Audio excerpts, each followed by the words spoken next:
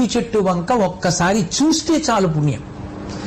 అంత తేలికగా పుణ్యాన్ని ఇచ్చేది ఇక లోకంలో ఏముంటుంది? దర్శనం, స్పర్శనం. మీకు అవకాశం ఉందా?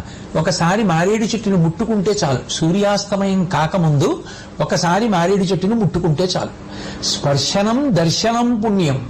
ఇక అవకాశం ఉండి దానికి ఒక ప్రదక్షిణం కూడా చేస్తాను అంటే ఇంకంతకన్నా భాగ్యం ఏముంది?